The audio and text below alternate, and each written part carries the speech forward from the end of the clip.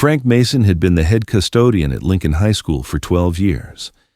Every morning at 6 a.m., he unlocked the building, turned on the lights, and began preparing the school for another day of learning. To the 1,200 students who passed him in the hallways, he was invisible, just another maintenance worker pushing a mop cart, emptying trash cans, keeping their world clean and functional. What they didn't know was that Frank had spent 15 years keeping people alive in the most dangerous places on Earth. As an Army Ranger, he'd learned to read threats, assess dangers, and respond with precision when lives were on the line. Now, instead of protecting soldiers in combat zones, he protected something even more precious: their children. And on this particular Tuesday morning, all of his training was about to matter more than he'd ever imagined. Welcome to Daily Soldier Stories. Before we begin this story of invisible heroes and unexpected courage, tell me in the comments, from which city are you watching today? And if you believe the people who protect our children deserve to be recognized, hit that subscribe button to support the channel. The morning routine at Lincoln High was as predictable as clockwork. Students streamed through the front doors, backpacks slung over shoulders, earbuds in, absorbed in the urgent drama of teenage life. Teachers hurried to their classrooms with coffee cups and lesson plans. Administrators gathered in the main office to discuss the day's schedule. And Frank Mason moved through it all like a ghost, noticed but never truly seen. "Morning, Frank," called Mrs. Patterson, the math department head, as she rushed past with an armload of test papers. "Morning, Mrs. P," Frank replied, pausing in his floor mopping to let her pass.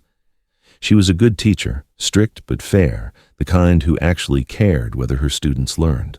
Frank made sure her classroom was always spotless. As Frank worked his way down the main hallway, his eyes continuously scanned the environment. Not obviously, after 12 years it looked like casual awareness, but with the systematic thoroughness of someone trained to spot anomalies. Broken tiles that could trip a running student, loose handrails that might not hold weight in an emergency, exit signs that needed bulb replacements. Most custodians worried about cleanliness and basic maintenance. Frank worried about tactical considerations that most people never thought about: sight lines, choke points, multiple egress routes, the kind of details that could mean the difference between life and death if something went wrong. "Mr. Mason?" A voice behind him made Frank turn. It was David Chen, a junior who'd always been polite, one of the few students who actually acknowledged Frank's existence. "What's up, David?" "My locker's sticking again. Could you take a look when you get a chance?" "Sure thing. I'll swing by during lunch period." David nodded gratefully and headed to class. Good kid, Frank thought. Respectful, worked hard, looked out for younger students who were getting bullied, the kind of young man who might grow up to serve others, to protect people who needed protection. Frank had seen David handle a situation last month when some seniors were hassling a freshman in the hallway. Instead of walking away or joining in, David had stepped forward with quiet authority and diffused the situation without violence or confrontation. It reminded Frank of his own younger self before the Army, before he learned that sometimes good intentions weren't enough to keep people safe. At 10:15 a.m., the intercom crackled to life throughout the school. "Attention students and staff, we will be conducting a scheduled lockdown drill in 5 minutes. Please prepare for standard lockdown procedures. This is a drill. Repeat, this is a drill." Frank paused in his work and glanced at his watch. Tuesday morning, 3rd period. The drill was right on schedule. Lincoln High conducted lockdown exercises once a month, part of the security protocols that had become standard in schools across the country. As the 5-minute warning period ticked by, Frank watched the subtle changes in the school's atmosphere. Teachers began mentally preparing to lock doors and move students away from windows. Students who'd been through dozens of these drills went through the motions with practiced boredom. The younger ones still felt a flutter of nervous excitement. But Frank was watching for different things. He noted which teachers seemed alert and prepared, and which ones were distracted or disorganized. He observed which students took the drill seriously and which ones treated it like a joke. He automatically cataloged exit routes, potential hiding places, and areas of vulnerability.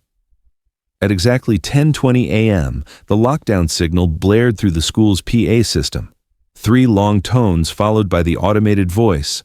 Lockdown, lockdown, lockdown. This is not a drill. Frank froze. Something was wrong. The announcement was supposed to say, "This is a drill." He had heard it dozens of times, but the automated system had triggered the real lockdown protocol. Around him, the school shifted into emergency mode with practiced efficiency. Classroom doors slammed shut and locked. Lights went out. Hallways emptied as students and teachers moved into secure positions. Within 90 seconds, Lincoln High had transformed from a bustling center of learning into a fortress. Frank should have moved to his designated position, the main custodial closet near the office, where he was supposed to wait until the all-clear signal. Instead, he stood motionless in the empty hallway, every instinct screaming that something was very, very wrong. That's when he heard it.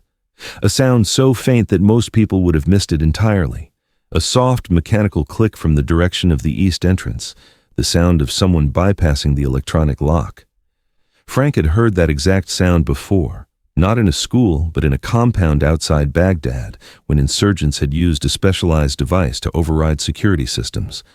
It was a sound that meant professionals were involved, people who knew what they were doing. This wasn't a drill malfunction.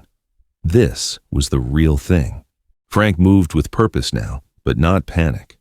15 years of Army Ranger training had taught him that the first rule of crisis response was to gather intelligence before taking action. He needed to know what he was dealing with before he could determine how to protect the 1,200 people now locked down throughout the school. He moved silently toward the east entrance, staying low and using the lockers for concealment. Through the reinforced glass of the entrance doors, he could see 2 figures in dark clothing examining the building's exterior. They weren't rushing or acting chaotically. They moved with the deliberate precision of people executing a planned operation. Frank pulled out his cell phone and tried to call 911, but the call wouldn't connect. Either cell service was being jammed, or the intruders had found a way to disrupt communications. Professional-level preparation. He retreated from the entrance and began a systematic circuit of the building's perimeter, staying inside but checking each potential access point. What he found confirmed his worst fears. This wasn't a random attack or a disturbed individual acting alone. Multiple entry points showed signs of tampering. Someone had studied this school's security systems extensively. At the west entrance, Frank caught sight of movement in the parking lot. A van with tinted windows, positioned to have clear sight lines to both the main entrance and the bus loading area. Professional surveillance position. Frank's mind automatically shifted into tactical assessment mode. Unknown number of hostiles, sophisticated equipment, advanced planning, communication disruption. This was either a coordinated terrorist attack or something targeted and specific. Either way, the standard lockdown procedures that protected against individual threats were not going to be sufficient. He needed to get information to law enforcement, but with communications down, he had no way to contact the outside world. The school's landline system would be one of the first things the intruders would target. Even if he could reach a phone, response time would be critical, and Frank knew from experience that when lives were on the line, sometimes you couldn't wait for backup. Moving back through the empty hallways, Frank made his way to the main office. The door was locked, but Frank had master keys to every room in the building. Inside, he could hear muffled voices, the principal and administrative staff following lockdown protocol. Frank knocked softly on the office door and spoke in a low voice. "Principal Martinez, it's Frank Mason. I need to speak with you immediately." There was a pause, then the sound of locks being disengaged. Principal Martinez opened the door just wide enough to see Frank's face. "Frank, what are you doing? You should be in the custodial area." "Ma'am, this isn't a drill. We have intruders on the premises, professional-level threat. I need you to listen to me very carefully." Principal Martinez had worked with Frank for 8 years, and she'd never seen this expression on his face. The mild-mannered custodian had been replaced by someone harder, more focused. "What do you mean, professional level?" "They bypassed our electronic locks. They're jamming communications, and they have surveillance positioned outside. This is a coordinated operation. The standard lockdown isn't going to be enough." "Frank, How could you possibly know? Ma'am, I spent 15 years in the Army Rangers. I know what organized hostile action looks like. And right now, we have approximately 1,200 people in this building who are depending on us to keep them safe. The principal stared at him for a moment, processing this information. You were Army Rangers? Staff Sergeant Frank Mason, 75th Ranger Regiment, 3 deployments, specialized in counterterrorism and building security. And right now, I need you to trust me. Principal Martinez made a decision that would save lives. Instead of questioning Frank further, she stepped aside and led him into the office where 4 other administrators were huddled. What do we do? She asked. Frank was already moving to the window, scanning the parking lot and surrounding area with trained eyes. First, we need to assume standard law enforcement response time is 8 to 12 minutes. That's too long. We need immediate defensive measures. Frank, you're a custodian, said Vice Principal Johnson, clearly struggling to process what he was hearing. We should wait for the police. Frank turned to face the group, and for the first time in 12 years, he let them see who he really was. The mild-mannered maintenance worker was gone, replaced by someone with the quiet authority of a combat veteran. Sir, I've spent more time in hostile buildings under attack than anyone else in this room. I know how to keep people alive when waiting isn't an option, but I need your permission to do what's necessary. Principal Martinez nodded. What do you need? Access to the PA system, master keys to all areas, and the locations of our most vulnerable populations. Where are the special needs classrooms? Any students with mobility issues? Teachers who might not be able to follow emergency procedures? As the administrators provided information, Frank was already formulating a plan. His mind automatically divided the building into tactical zones, identified choke points and fallback positions, calculated response times, and movement patterns. Here's what's going to happen, Frank said, his voice calm but absolutely certain. You're going to announce over the PA that due to a security situation, we're moving to Code Red protocols. That's not a standard term, but it will get everyone's attention. Then, you're going to tell them that custodial staff will be providing additional security instructions. Frank, that's not in our emergency procedures, said Johnson. Sir, our emergency procedures don't account for professional-level threats. Sometimes you have to improvise. Frank moved to the PA microphone and looked at Principal Martinez. Ma'am, I need you to trust me completely. Can you do that? She nodded. Frank keyed the microphone, and when he spoke, his voice carried a tone of command that no one at Lincoln High had ever heard from him before. Attention students and staff.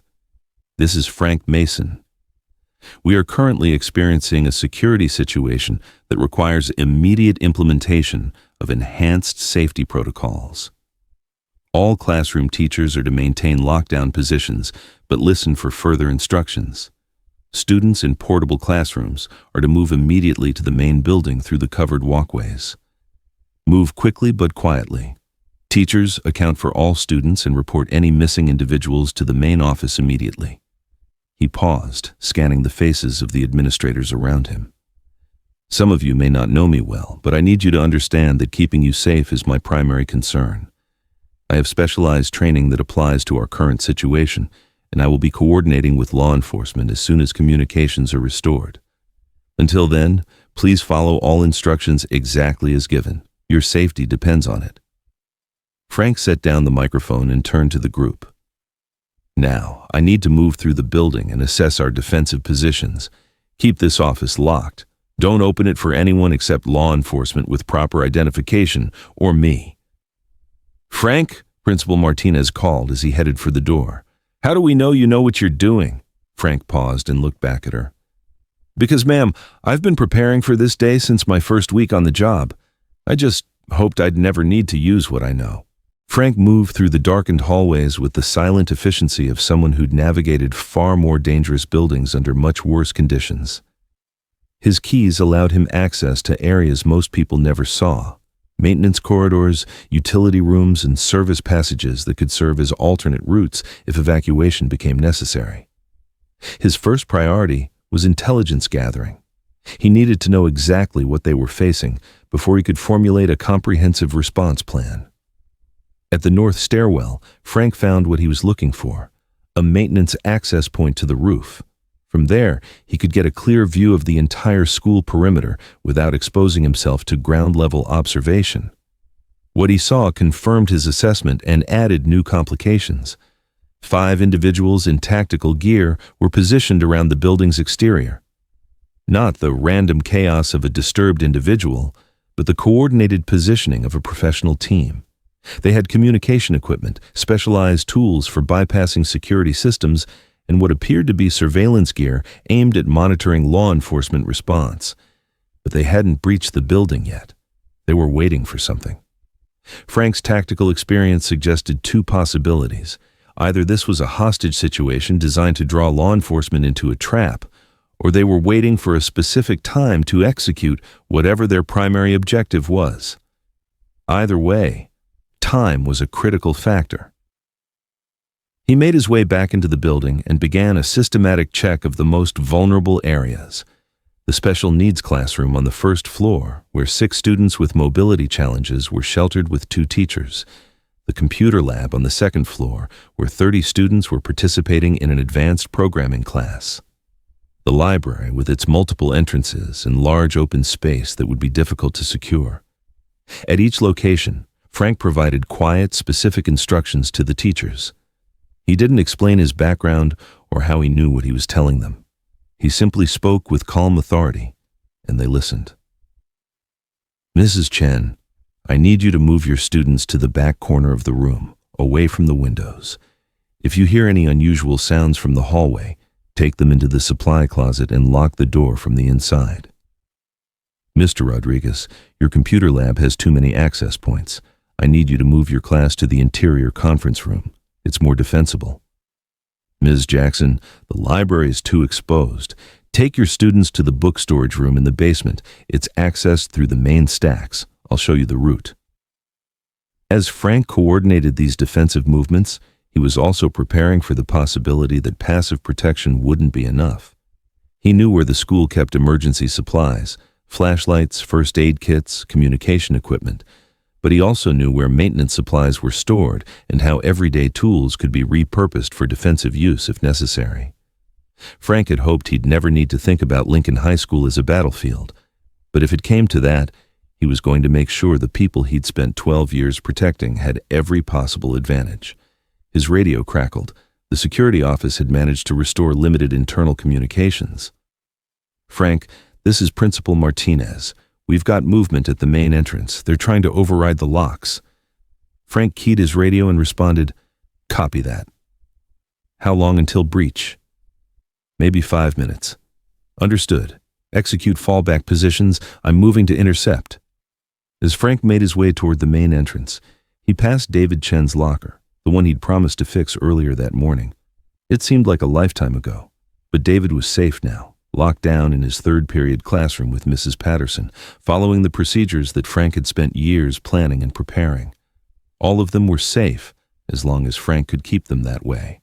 He'd spent 15 years protecting soldiers in combat. Now it was time to protect the next generation. Frank positioned himself in the main hallway with clear sight lines to both the primary entrance and the administrative offices. He'd disabled the overhead lighting in this section, giving him a tactical advantage while maintaining visibility through the skylights above. From his maintenance supplies, he'd gathered items that could serve defensive purposes if needed: industrial flashlights, fire extinguishers, and tools that were perfectly legal for a custodian to carry but could be effective in close-quarter situations. He wasn't looking for confrontation, but he was prepared for it. His radio buzzed softly. "Frank, this is Martinez. They're through the outer doors." "Copy. Maintain lockdown. Do not allow anyone to leave secure areas until I give the all clear." Frank could hear voices now, coming from the entrance area. Professional, coordinated, but not hurried. These weren't people acting out of desperation or mental instability. They had a specific objective and a planned approach to achieving it. Frank moved closer, staying in the shadows, until he could make out what they were saying. "Building secure, defensive positions maintained, no sign of security personnel." "Copy. Phase 2 authorized. Locate the target. This wasn't a mass casualty attack. They were here for someone specific. Frank's mind raced through possibilities. A student whose parents were involved in sensitive work, a teacher with access to classified information, a visiting dignitary he wasn't aware of. The radio crackled again. Control, we have law enforcement response incoming. Multiple units, ETA 8 minutes. Understood. Accelerate timeline, locate and extract, prepare for rapid egress. Frank realized he was listening to a kidnapping operation, not a terrorist attack. Professional, well-funded, with inside information about the school's layout and security procedures. Someone had paid a lot of money to take someone from Lincoln High School, but they'd made one critical error in their planning. They'd assumed that the school's security consisted entirely of electronic locks, standard procedures, and eventual law enforcement response. They hadn't accounted for Frank Mason. Frank keyed his radio and spoke in a voice barely above a whisper. Principal Martinez, I need you to run the attendance system right now. Check for any students or staff who aren't accounted for in their assigned lockdown positions. Frank, that will take time we don't have. Ma'am, they're here for someone specific. We need to know who, and we need to know now. 3 minutes later, the answer came back. Frank, we have one anomaly. Sarah Chen, David's sister, is marked present for school but not responding from her assigned classroom. Sarah Chen. 16 years old, honor student, younger sister of one of the few students who'd ever shown Frank respect and kindness. Her father worked for the State Department, Frank remembered, something involving international trade negotiations. Where was she supposed to be? Frank asked. Second floor history class, room 247. Frank was already moving. If Sarah had been separated from her class, if she was somewhere in the building unprotected while a professional extraction team searched for her, then everything he'd trained for, everything he'd prepared for, had led to this moment. As he climbed the stairs to the second floor, Frank could hear the search team moving through the building below, systematic, thorough, checking each room methodically. Room 247 was empty, door locked, lights off, but no sign of students or teacher. Frank checked the adjacent rooms and found the history classes in proper lockdown positions, but Sarah Chen wasn't among them. His radio buzzed.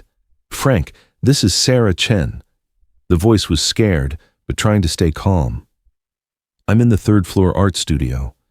I was here working on a project when the lockdown started. I can hear people searching the building. They're not police. Frank felt something cold settle in his stomach. The third floor.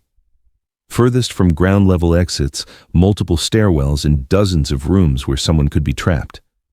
Sarah, this is Frank Mason, the custodian. I need you to stay exactly where you are, keep the lights off, and don't make any noise. Do you understand? Yes, sir. I'm coming to get you. But Sarah, when I get there, you're going to have to trust me completely. Can you do that? Yes, sir. Frank began moving toward the third floor, but he was no longer thinking like a custodian or even like a school employee. He was thinking like a ranger with a mission: protect and extract a civilian from a hostile environment. After 12 years of invisibility, Frank Mason was about to remind everyone why Army Rangers never leave anyone behind. Frank reached the third floor as the extraction team completed their sweep of the second level. He could hear them communicating through their radio system, professional, efficient, increasingly frustrated that their target wasn't where their intelligence had indicated she would be. Control. Target not located in designated area. Expanding search parameters. Copy. Be advised, law enforcement ETA now 4 minutes. Execute contingency protocols if necessary. Frank knew what contingency protocols meant in this context. If they couldn't find Sarah quickly, they'd either abort the mission or escalate to more aggressive tactics. Neither option was acceptable. He found Sarah exactly where she'd said she'd be, the art studio at the far end of the third floor corridor. She was crouched behind a bank of supply cabinets, scared but alert. When Frank entered the room, she looked up with a mixture of relief and confusion. Mr. Mason? What's happening? Sarah, there are people in the building looking for you specifically. We need to get you somewhere safe until law enforcement arrives. Looking for me? Why would anyone? She stopped, understanding dawning on her face. My father. He's been working on trade negotiations with some country I can't pronounce. He said there might be security concerns. That explains it. Sarah, I need you to listen to me very carefully. I have experience with situations like this, but we're going to have to move quickly and quietly. Can you do exactly what I tell you? Yes, sir. Frank assessed their tactical situation. 3rd floor, single exit route, hostile team moving up from below. Traditional doctrine would be to find a defensible position and wait for backup. But Frank had learned in Iraq that sometimes the best defense was rapid movement to an unexpected location. Sarah, we're going to the roof. The roof? How? Maintenance access. I've been maintaining this building for 12 years. I know every passage, every utility corridor, every way in and out. Trust me. They moved together through the art studio to a door marked "Authorized Personnel Only" that Sarah had probably never noticed. Frank's keys provided access to the maintenance stairway that led directly to roof access. As they climbed, Frank could hear the extraction team reaching the 3rd floor below them, systematic room-by-room searches getting closer to the art studio. Control, continuing search of level 3. Target remains unlocated. Copy. Be advised, first law enforcement units are on scene. Initiate egress protocols in 60 seconds. Frank and Sarah reached the roof access door. Frank checked his watch. Law enforcement was arriving, but the extraction team still had time to complete their mission if they found Sarah. The roof would give them a tactical advantage and multiple escape routes that the hostiles wouldn't anticipate. But as Frank pushed open the roof access door, he realized they weren't alone up there. A 6th team member was positioned on the roof, Overwatch for the operation, responsible for monitoring law enforcement response and providing communication support. He was facing away from the access door, focused on the police cars gathering in the parking lot below. Frank had a choice to make. He could retreat back into the building with Sarah and try to find another hiding place, or he could deal with the immediate threat and secure the high ground. After 15 years as an Army Ranger, the choice was automatic. Frank handed Sarah his radio and whispered, "Stay here. If anything happens to me, get on this radio and tell them where you are. The police will come for you." "Mr. Mason, what are you going to do?" "My job." Frank moved onto the roof with the silent precision of someone who'd done this before, in much more dangerous places. The Overwatch operative never saw him coming. 30 seconds later, Frank had secured the roof and disabled the extraction team's communications link to their outside support. Sarah emerged from the stairwell to find Frank calmly restraining the operative with zip ties from his maintenance kit. "Is it over?" she asked. Frank looked down at the parking lot where police cars were surrounding the building and SWAT officers were taking positions. Inside the school, he could hear the extraction team realizing that their communications were down and their timeline was compromised. "It's over," Frank said. "You're safe." 20 minutes later, as law enforcement secured the building and apprehended the extraction team, Frank stood with Sarah in the principal's office, giving his statement to FBI agents who were having trouble reconciling the mild-mannered school custodian with the tactical precision he'd just demonstrated. "Mr. Mason," said Agent Williams, "your personnel file shows 12 years of employment in building maintenance, no mention of military service." "I didn't think it was relevant to my job performance," Frank replied. 15 years as an Army Ranger isn't relevant?" Frank looked out the window at the students being safely evacuated from the building, reuniting with worried parents, returning to their normal lives because someone had been there to protect them when it mattered. "Agent Williams, every day for 12 years, I've been responsible for maintaining this building so that 1,200 students and staff could learn and work in safety. Today, that responsibility just required different skills than usual. The story made national news, of course. School custodian foils kidnapping plot. Hidden hero saves student. Former ranger still serving." But Frank tried to avoid the attention as much as possible. He'd never wanted recognition for his service, either in the Army or at Lincoln High. He'd just wanted to do his job and keep people safe. On the first day back to school after the incident, Frank arrived at his usual time, 6 a.m., and began his usual routine. unlock the building, turn on the lights, prepare for another day. But things were different now. Students who had never acknowledged his existence before stopped to say hello, to thank him, to ask how he was doing. Teachers invited him to join them for lunch. Principal Martinez had suggested he might be interested in a security coordinator position with a significant pay raise and official recognition of his skills. Frank had politely declined. He was a custodian, he explained. He liked the work, liked the routine, liked being able to help people in small ways every day. The fact that he'd had different skills when they were needed didn't change who he chose to be. But David Chen stopped by that morning as Frank was fixing his locker, the repair he'd promised to make yesterday, which felt like a lifetime ago. "Mr. Mason, I wanted to thank you, for Sarah, for all of us. Just doing my job, David." "No, sir. You did more than that. A lot more." David paused, choosing his words carefully. "My dad works for the State Department. He says the people who tried to take Sarah were part of a much bigger operation. International criminals, really dangerous. If you hadn't been here..." Frank tightened the last screw on the locker mechanism and tested the door. Perfect operation, smooth and secure. "David, you know what I learned in 12 years of custodial work? Every job matters. Every person who shows up to work and tries to make things better for other people is serving in their own way. I just happened to have some unusual training for yesterday's situation." "But you saved lives." Frank looked around the hallway, already filling with students heading to their first period classes.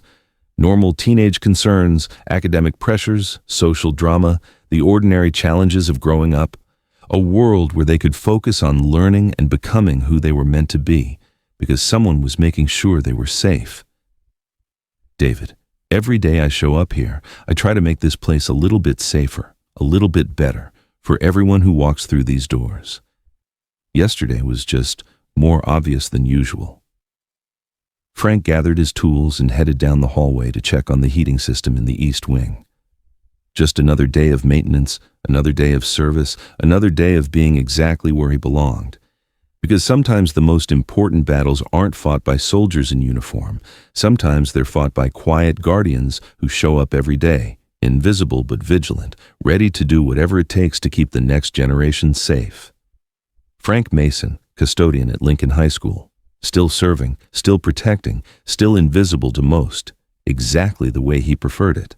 This story was brought to you by Daily Soldier Stories. Have you ever noticed the quiet guardians in your life? The maintenance workers, security guards, and support staff who keep your world safe and functional every day. They see more than you might think, and sometimes they know more than they let on. Tell us about the unsung heroes in your community in the comments.